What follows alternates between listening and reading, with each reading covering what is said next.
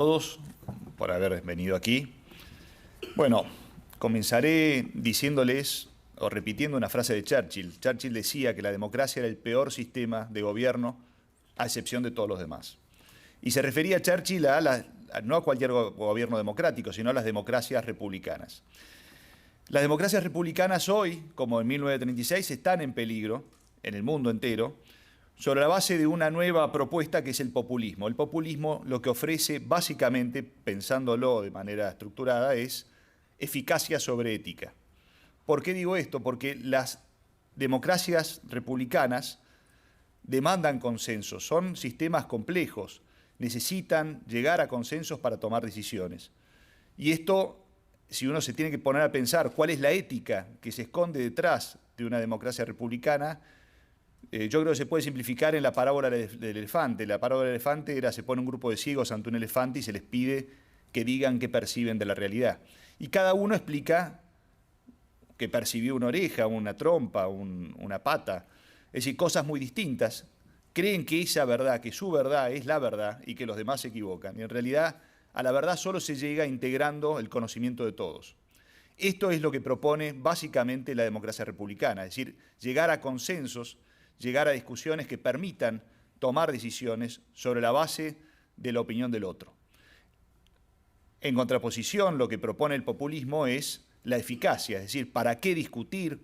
¿Para qué necesitamos un Congreso si total sabemos qué tenemos que hacer? ¿Para qué necesitamos un Poder Judicial que nos pone palos en la rueda? ¿Para qué necesitamos un periodismo crítico?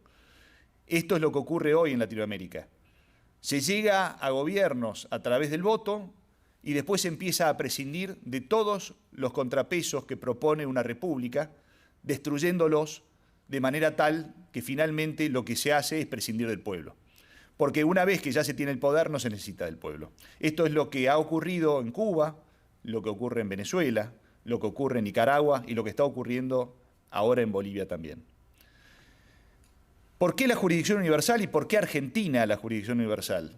¿Qué es la jurisdicción universal? Bueno, la jurisdicción universal es una rareza, en definitiva, porque ustedes saben, hablando aquí entre abogados, que cada país dispone cuál es el límite de su competencia territorial, su competencia en materia penal. Esos límites pueden ser, por ejemplo, por razón de las nacionalidades, es decir, que la ley persiga a la persona en donde esté, o puede ser por los efectos del delito, o puede ser por el lugar donde se comete el hecho en función del territorio. Pero siempre requieren un punto de contacto entre el país que va a juzgar y el crimen que se comete. La jurisdicción universal propone exactamente lo opuesto. Propone que no existe ningún límite a la aplicación del derecho de un país donde no existe un punto de conexión entre los crímenes y ese país. Y esto responde, en realidad, a una necesidad que no pueden cubrir los estados y no pueden cubrir los organismos multilaterales. ¿Por qué? Porque en los lugares donde el populismo reina, donde se destruyó al Poder Judicial, esos crímenes no se juzgan. Y hoy ese vacío legal solo lo puede cubrir la jurisdicción universal. Por esa razón, la Asamblea de las Naciones Unidas y el Comité Internacional de la Cruz Roja permanentemente intentan que los países incorporen cláusulas como las que tiene la Argentina en su Constitución, que le permite juzgar crímenes en cualquier lugar del mundo contra cualquier ciudadano del mundo, a pesar de que no tenga ningún punto de conexión con la Argentina. ¿Y por qué la Argentina? Bueno, la Argentina, cuando recuperó la democracia después de 50 años de dictaduras, es decir, de permanentes golpes de Estado, después de haber perdido una guerra, después de tener su economía totalmente destruida, tuvo que tomar una decisión.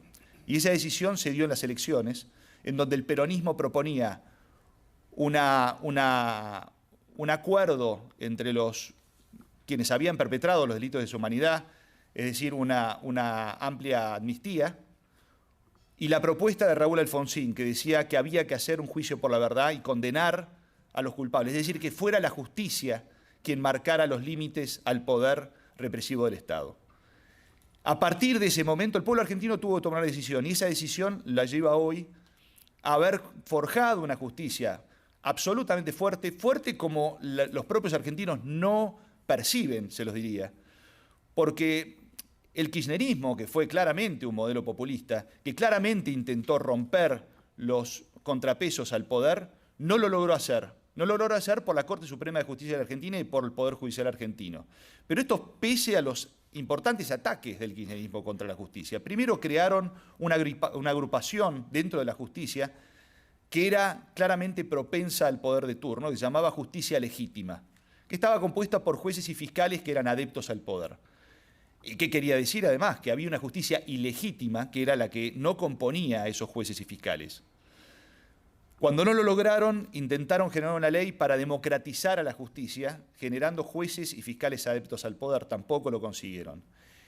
Y cuando eso no lo pudieron hacer, quisieron romper con el cuarto poder, que es el periodismo, y quedarse con la fábrica de papel prensa. Eso no lo permitió la Corte Suprema de Justicia. Por esa razón, precisamente, la Argentina tiene hoy una cláusula que permite investigar delitos de lesa humanidad en el mundo. Y por esa razón, hoy se investigan los crímenes cometidos en contra del pueblo venezolano por Nicolás Maduro y los adeptos al poder. Básicamente, lo que nosotros hicimos, y esto lo demuestra, fue haber iniciado una causa durante el gobierno de Alberto Fernández, cuando Alberto Fernández claramente no era propenso a combatir los crímenes de lesa humanidad que se cometían en Venezuela, sino todo lo contrario, era un aliado del gobierno venezolano. La denuncia se presentó en ese periodo, es decir, cuando claramente la justicia, si hubiera sido adepta al poder, hubiera desestimado esa denuncia y no lo hizo.